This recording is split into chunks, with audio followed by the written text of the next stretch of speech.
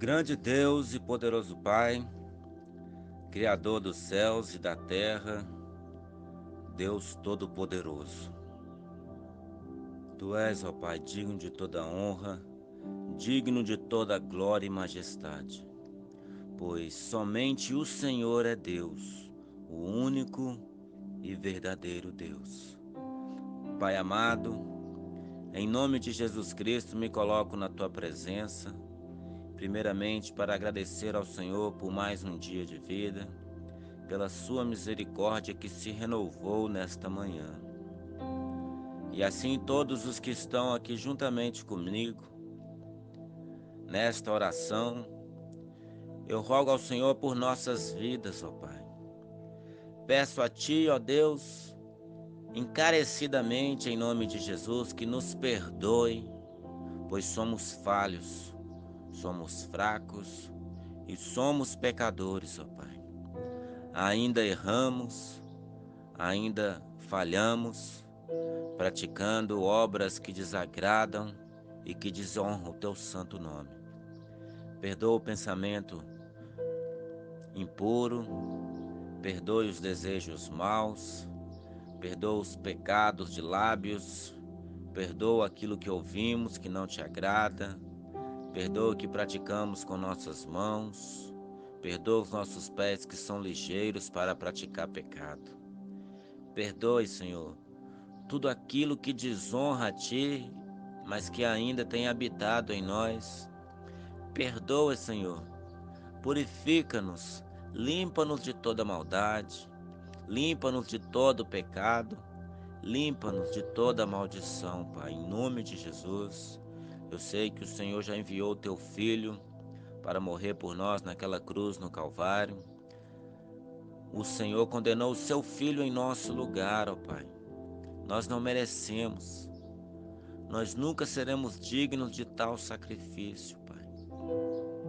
Mas a Tua palavra diz que o Senhor prova o Seu próprio amor para conosco, tendo Cristo Jesus morrido por nós, sendo nós ainda pecadores, conforme está escrito em Romanos, no capítulo 5, no versículo de número 8, Pai.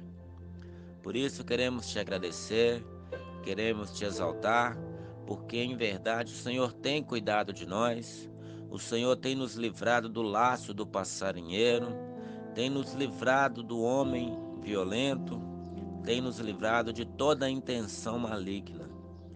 Peço, Senhor, que continue nos protegendo, nos guardando, porque eu sei que o Senhor é Pai, que o Senhor é amigo, que o Senhor é Deus e, acima de tudo, é o justo juiz, majestade santa. Muito obrigado por esta oportunidade, por esse breve momento de oração. Peço ao Senhor, esteja conosco, guia-nos, ó Deus, nas suas santas palavras, pois carecemos do Senhor, Pai. Muito obrigado por esta oportunidade, te agradecemos em nome de Jesus. Amém e graças a Deus. Meus amados, o texto que fomos levados a escolher para a mensagem de hoje se encontra na carta que Paulo escreveu a Tito. Nós vamos começar no final do capítulo 1 e entraremos brevemente no capítulo de número 2, porque o texto se completa. Então, desde já, assim como sempre peço que vocês mantenham seus olhos fixos nos céus, com os ouvidos atentos àquilo que Deus quer tratar conosco nesta hora oportuna. Passamos a ler agora, título, capítulo 1, a partir do versículo de número 8, passamos a fazer essa leitura agora. Pelo contrário, o bispo deve ser hospitaleiro, amigo do bem, sensato, justo, piedoso, deve ter domínio de si, ser apegado à palavra fiel, que está de acordo com a doutrina, para que possa exortar pelo reto ensino e convencer os que contradizem este ensino, porque Existem muitos, especialmente os da circuncisão, que são insubordinados, falam coisas sem sentido e enganam os outros. É preciso fazer com que se calem, porque andam pervertendo casas inteiras, ensinando o que não devem, com a intenção vergonhosa de ganhar dinheiro. Foi um dos cretenses, um próprio profeta deles que disse: os cretenses são sempre mentirosos, feras terríveis, comilões, preguiçosos. Este testemunho é verdadeiro, portanto, repreenda-os severamente para que sejam sadios na fé e não se ocupem com fábulas judaicas, nem com mandamentos de gente que se desviam da verdade. Todas as coisas são puras para os puros, mas para os impuros e descrentes nada é puro, porque tanto a mente como a consciência deles estão corrompidas. Afirmam que conhecem a Deus, mas o negam por meio do que fazem, e por isso que são abomináveis, desobedientes e reprovados para qualquer boa obra. Mas você ensine o que está de acordo com a sã doutrina. Quanto aos homens idosos, que sejam moderados, respeitáveis, sensatos, sadios na fé, no amor e na perseverança. Louvado seja Deus por esta palavra. Essa palavra é viva, eficaz, ela é mais cortante do que uma espada afiada de 2 gumes e está apta para discernir os pensamentos e os propósitos do coração. Meus irmãos, estamos hoje vivendo numa era onde a liberdade de culto, a liberdade de expressão, a liberdade de se cultuar a Deus ainda nos é livre. Temos total acesso à palavra de Deus. Por isso devemos estar cientes que muitos, por reconhecerem isto, se introduzirão em nosso meio. Quando eu falo em nosso meio, eu falo no meio dos filhos de Deus, no meio dos crentes ou cristãos, e ao se introduzirem em nosso meio, tentam de várias maneiras inserir doutrinas contrárias às sã doutrinas, ensinos de demônios, ensinos que desonram e ferem o caráter de Deus. Por isso devemos estar atentos, por isso devemos ter contato com a palavra de Deus, para que possamos ficar apercebidos, atentos, para que não sejamos pegos de surpresa, porque a palavra de Deus, ela está aí. Temos total liberdade para meditar nela, para estudá-la e esquadrinhá-la.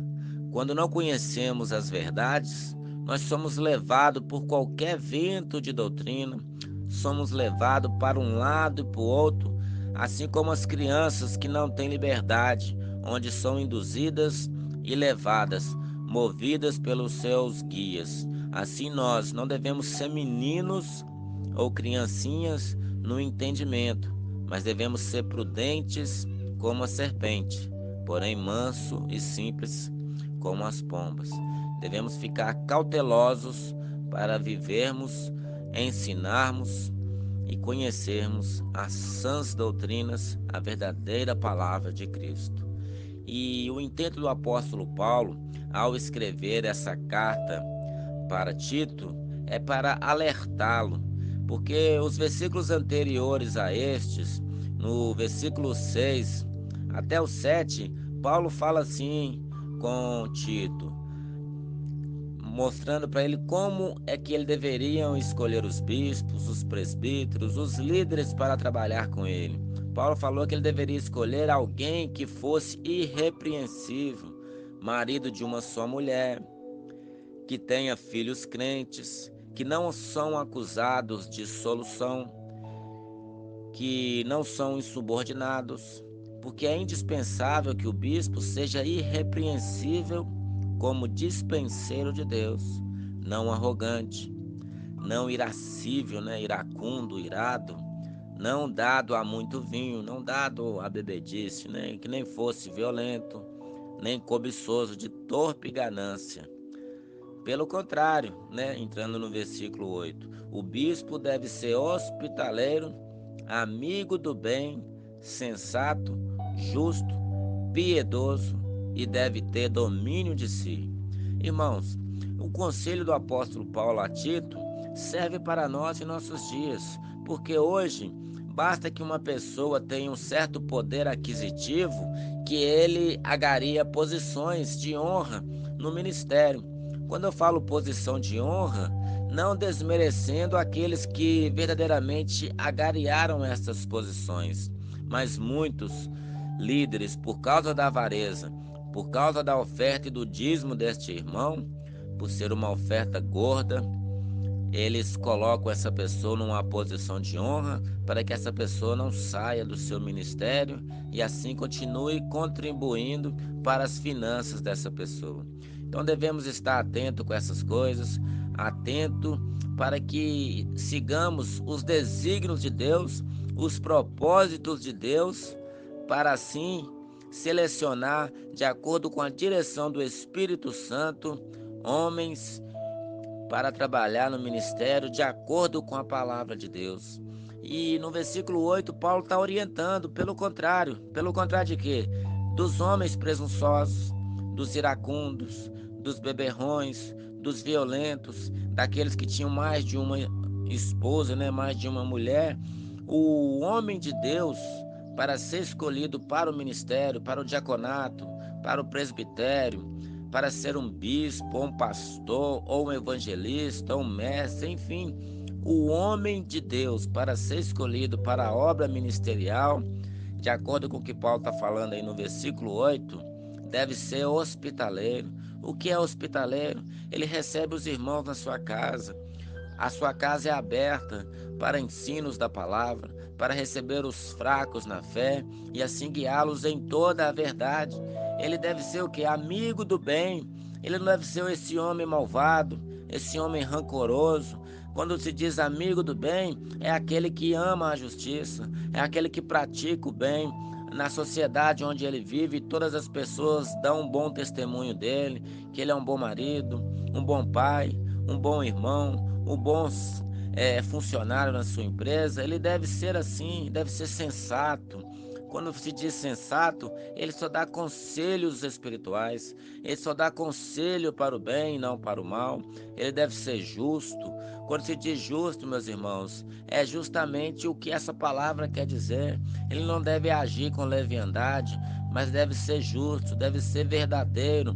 Ele deve agir sempre para a verdade, para a luz, para a justiça. Deve ser piedoso. O que quer dizer essa palavra piedoso? Não somente para os domésticos na fé, para os irmãos na fé, mas ter piedade daqueles que jazem na perdição. Deve ser piedoso com aqueles que carecem e necessitam de cuidado. Deve ter o quê? Domínio de si. É este homem controlado, ele tem domínio próprio, ele tem temperança, ele sabe agir com controle de si mesmo, nunca se altera, ele não grita, ele não se exaspera com as pessoas, mas é aquela pessoa controlada, tem domínio próprio, tem domínio de si mesmo. E outra coisa não menos importante, o versículo 9 está dizendo que ele deve ser o quê? Apegado à palavra fiel.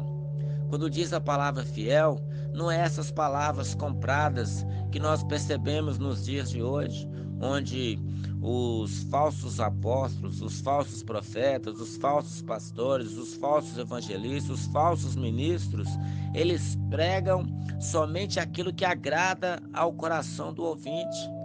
É aquela pessoa que só prega para agradar os ouvidos, falam coisas gostosas, eles pregam que você irá triunfar, que Deus é com você por onde quer que você for, então não importa o caminho que você vai seguir, que Deus vai te honrar em qualquer caminho.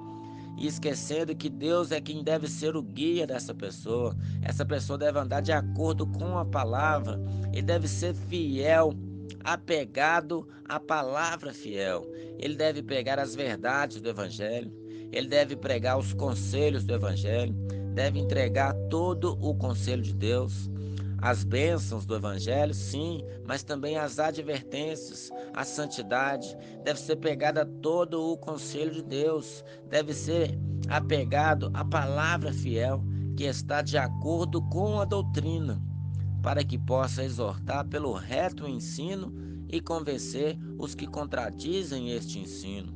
Se este homem que é chamado para o ministério, para liderar, ele não conhecer a palavra fiel, não conhecer a sã doutrina, como ele poderá exortar pelo reto ensino?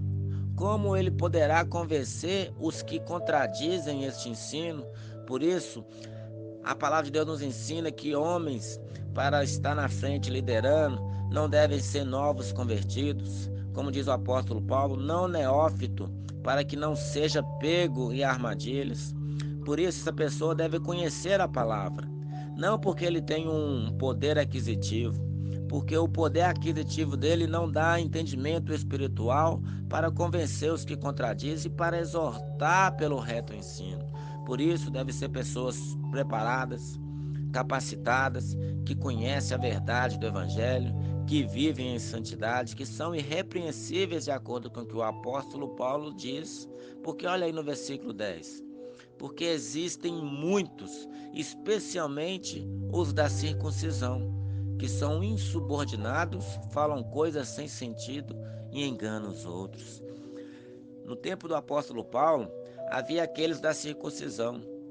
Como nós sabemos, a circuncisão é quando se cortava o prepúcio, fazendo aliança da carne com Deus. Era uma aliança humana, onde a pessoa cortava parte do seu corpo, despojando parte do seu corpo, e assim tinha uma aliança com Deus. Então, na verdade, era uma obra feita pela lei de acordo com a carne.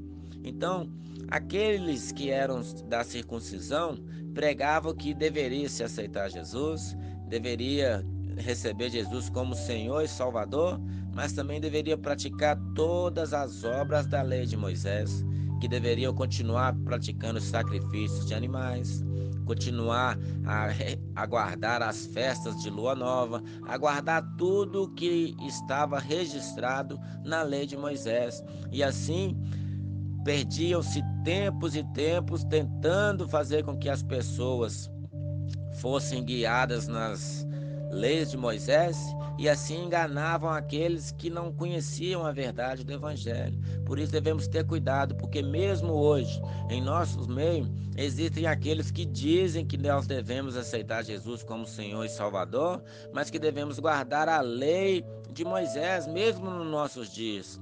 Irmãos, a lei só veio para que nós, por meio da lei, conhecesse o quão depravado nós éramos, o quão pecadores nós somos, porque a palavra de Deus diz que a lei veio para dar o quê? Conhecimento do pecado, de acordo com o que Paulo escreve aos Romanos. Porque sem lei não há conhecimento de pecado, porque eu não conheceria a cobiça se a lei não dissesse não cobiçarás. É isso que o apóstolo Paulo ensina.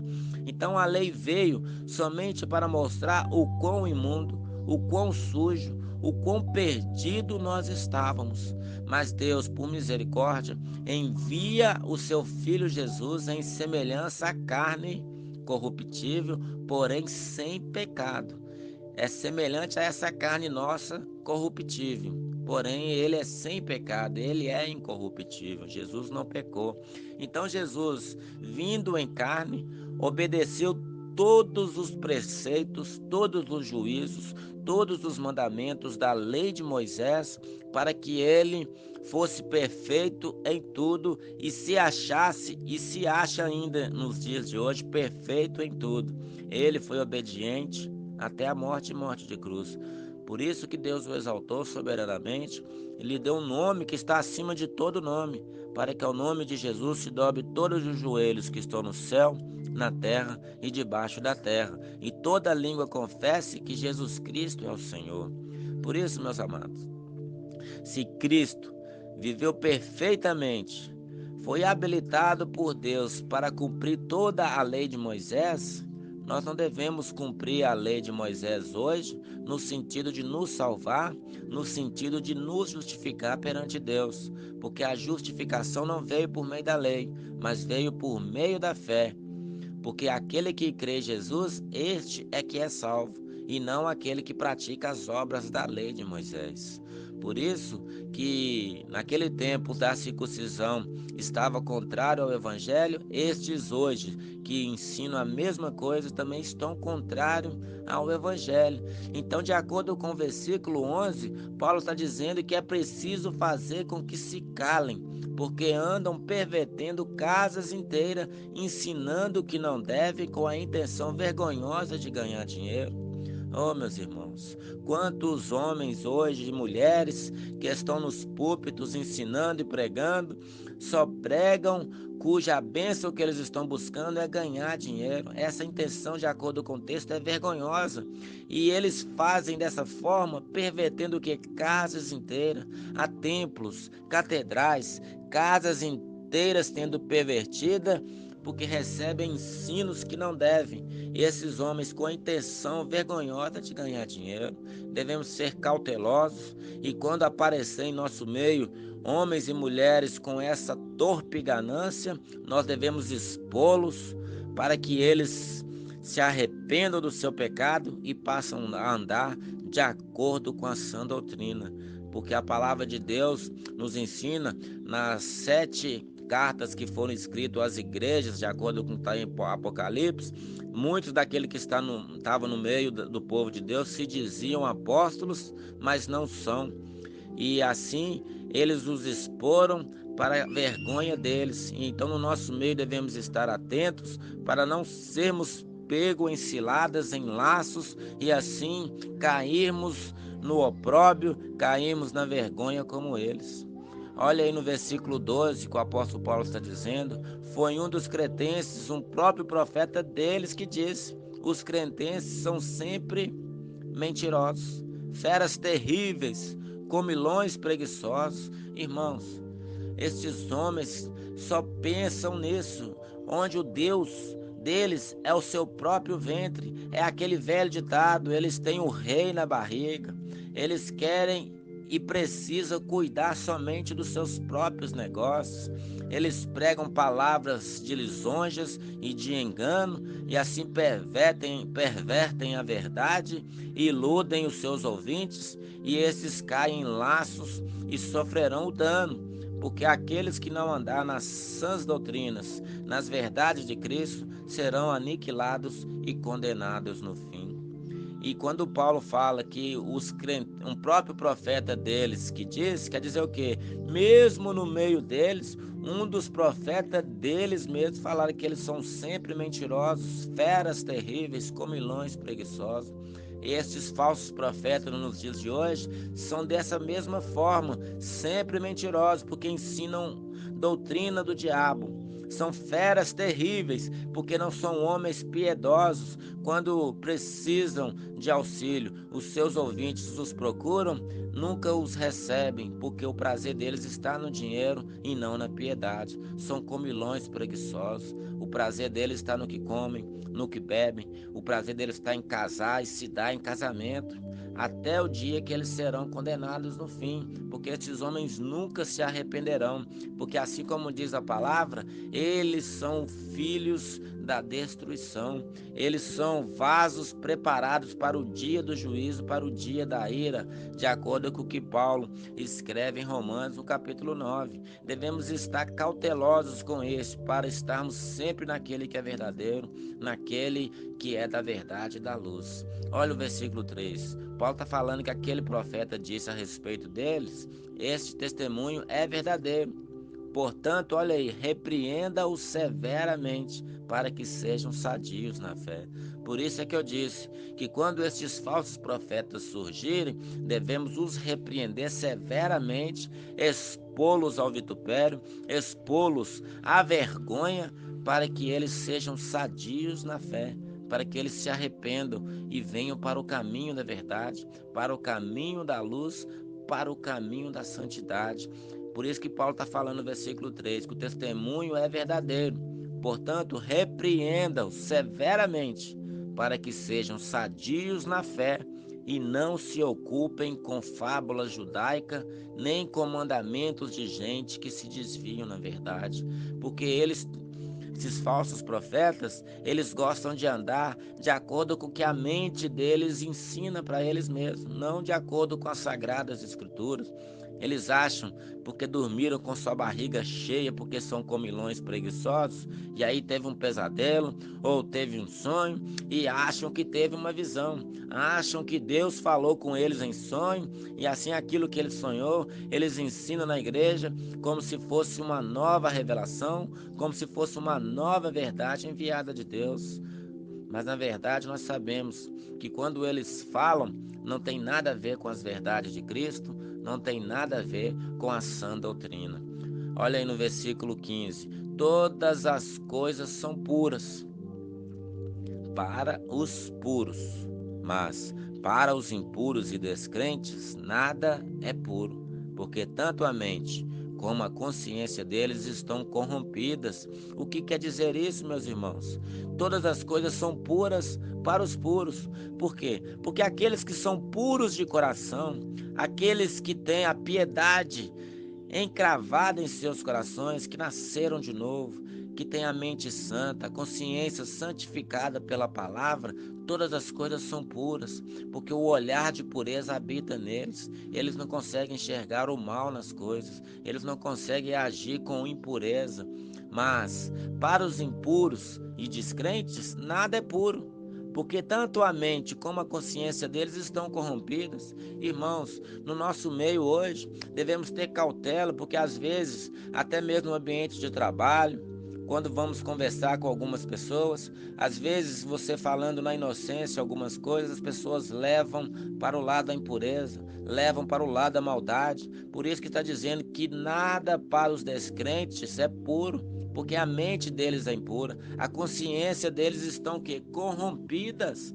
E o mais triste é porque em nosso meio, no meio dos crentes, no meio dos cristãos, existem pessoas dessa maneira, pessoas que têm a mente e a consciência corrompida. Eles não nasceram de novo, têm aparência de cordeiro, mas quando abrem a boca falam como o dragão. É isso que a palavra nos diz. Devemos estar atentos, irmãos. Atentos, porque os dias estão se abreviando. O caminho à nossa frente está se afunilando a cada momento mais. A estrada que outrora já era apertada, agora tem se tornado uma senda, tem sido estreitada ainda mais. O laço está se apertando, o funil afunilando, porque a brevidade da vinda do Senhor jaz à porta. Devemos ser cautelosos para não sermos enredados com vários laços de engano, mas devemos estar firmados na sã doutrina. Olha aí o versículo 16.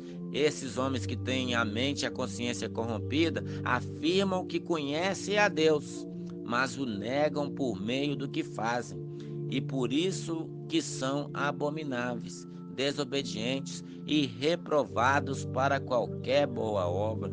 Lembra, irmãos, aqueles que querem trabalhar na obra do Senhor devem ser diferente desses, porque esses afirmam que conhecem a Deus, mas o negam por meio do que fazem. Eles dizem que conhecem a Deus, mas quando vão trabalhar na casa do Senhor, ou até mesmo no dia a dia, no seu ambiente de trabalho secular, ou no meio da família, ou em qualquer lugar que estão, tudo o que eles fazem negam que eles conhecem a Deus, porque se conhecesse a Deus, não praticariam o que praticam, não fariam o que fazem, porque o que fazem é vergonhoso até mesmo mencionar aquilo que eles fazem. Por isso é que são abomináveis, é por isso que eles são desobedientes, e é por isso que eles são reprovados para qualquer obra. Se ao selecionar pessoas para trabalhar no ministério, e as pessoas agem dessa maneira, a palavra de Deus já diz que eles são reprovados para qualquer boa obra. Portanto, devem ser colocados de lado e separados, para que aprendam a andar de acordo com a palavra de Deus, que aprendam a ser perfeitos, para que possam assim serem escolhidos para trabalhar no ministério, para trabalhar na casa do Senhor. Mas você ensine o que está de acordo com a sã doutrina. Oh, meus irmãos, isso aí já é continuando o texto, já no capítulo 2. Quando está falando, mas você ensine o que está de acordo com a sã doutrina, Paulo estava falando para Tito ensinar a verdade, ensinar o caminho dos santos, o caminho de justiça, o caminho do temor, o caminho da piedade, o caminho da mansidão, o caminho das obras santas. Porque, irmãos, nos nossos dias têm sido escassos homens e mulheres de Deus que conhecem a doutrina pura de Cristo e andam nela. Por isso que devemos ensiná-lo com toda exortação, com toda a reverência, doutrina e ensino, para que possam ser aperfeiçoados e assim, quando os outros forem ensinados por este, você tem a consciência tranquila que eles ensinarão de acordo com a sã doutrina. O que seria a sã doutrina para nós hoje? Seria as verdades do Evangelho. Muita gente entende que doutrina é aquela igreja onde a mulher não pode usar saia, a mulher não pode usar cabelo curto, que a mulher não pode usar maquiagem, não pode pintar as unhas, que o homem tem que usar camisa de manga comprida, isso, aquilo, outro. Irmãos, isso aí não é doutrina, isso aí é santidade, isso aí é as pessoas que amam a Deus e não usam nada do que Deus lhes deu com indecência, mas querem andar de acordo com a luz, de acordo com a nova criação que foi feita na vida deles. Eles são regenerados, por isso eles são santos. E isso não tem nada a ver com sã doutrina. Sã doutrina tem a ver com o ensino. Então é com um ensino saudável. Um ensino saudável conduz as pessoas para a eternidade, para o céu. Mas a falsa doutrina fazem daqueles ouvintes 2 vezes mais dignos do inferno do que aquele que está ensinando. E porque eles têm a responsabilidade também de aprender a verdade e andar nessa verdade. Mas muitos têm deixado essas verdades de lado e andado de acordo com aquilo que eles querem, e assim têm pervertido a sã doutrina. No versículo 2 do capítulo 2 está dizendo: quanto aos homens idosos, que sejam moderados, respeitáveis, sensatos, sadios na fé, no amor e na perseverança. Nós devemos entender que ainda existem hoje, no meio do povo cristão, os coronéis da fé, os delegados da cristandade. São aqueles homens, por já ter vários tempos de igreja, muitos anos no ministério, e acham que, por eles terem muito tempo na presença de Deus, que eles são mais importantes do que aqueles que estão chegando agora. Muitos homens e mulheres, por estar muitos anos na presença de Deus, agem dessa maneira. Aí aqueles que observam começam a questionar: mas se eles já estão há tanto tempo na presença de Deus, será que eles não aprenderam a ser piedosos? Será que eles não aprenderam a ser moderados? Será que eles não aprenderam com tantos anos de igreja a ser respeitáveis? Será que esses tantos anos de igreja não ensinaram eles a serem sensatos, a serem sadios na fé, a andarem no amor e na perseverança? Irmãos, quanto mais tempo de ministério nós temos que ser exemplos para aqueles que estão chegando. Aqueles que estão chegando agora têm que olhar para nós e ver que verdadeiramente nós nascemos de novo e ver que verdadeiramente somos filhos de Deus. E assim, aqueles que olharem para nós devem produzir neles o desejo de querer ser como nós, porque nós queremos ser como a Cristo. Então devemos andar na luz, andar na verdade, ser perfeitos, como é perfeito aquele que nos chamou. Não é porque eu sou um pastor, não é porque eu estou na casa de Deus há tanto tempo que eu sou mais importante do que aquele que chegou agora. Porque tem uma parábola que diz que o dono da fazenda saiu para chamar trabalhadores. Um começou a trabalhar às 6 horas da manhã, outro 7, outro 8, outro 9, assim sucessivamente, até aquele que chegou na última hora do dia para trabalhar. todos trabalharam, um trabalhou apenas 1 hora, e o que foi chamado primeiro trabalhou somente o dia inteiro. Trabalhou muito mais do que aquele que trabalhou 1 hora. Mas quando chegou no fim para receber os salários, todos receberam a mesma quantia, receberam um talento. Isso tem a ver com a vida eterna, meus irmãos. Não importa se você foi chamado no dia do arrebatamento, você foi chamado, aceitou Jesus agora, daqui 2 minutos Jesus volta, você vai receber a mesma vida eterna do que aquele que tem mais de 80 anos na presença do Senhor. Não importa o tempo que você trabalha, mas quanto mais tempo você está na presença de Deus, mais de Deus deve exalar da sua vida. As pessoas devem te olhar e te ver como um exemplo na casa do Senhor. Portanto, seja prudente, perfeito, como é perfeito aquele que te chamou. Amém, meus irmãos? Eu quero orar por sua vida nessa hora em nome de Jesus. Senhor Deus, em nome de Jesus Cristo, agradecemos ao Senhor por esta palavra, agradecemos ao Senhor por suas ricas misericórdias que se renovaram nessa manhã, agradecemos e pedimos que nos guie nessas verdades, que nos guie na sã doutrina, que nos ajude a perceber os falsos ensinos e assim expor ao vitupério, expor aqueles que estão ensinando errado, para que possam ser sadios na fé. Nos dê essa ousadia, essa coragem, para que todos nós possamos ser perfeitos, assim como é perfeito o Senhor que nos chamou. Agradecemos ao Senhor por este momento especial, por tudo que o Senhor tem feito por nós. Pedimos ao Senhor que nos guarde da provação, que nos fortaleça e que nos ensine a andar em amor, em santidade. Em nome de Jesus Cristo, agradecemos ao Senhor por essa oportunidade. Que assim seja. Amém e graças a Deus.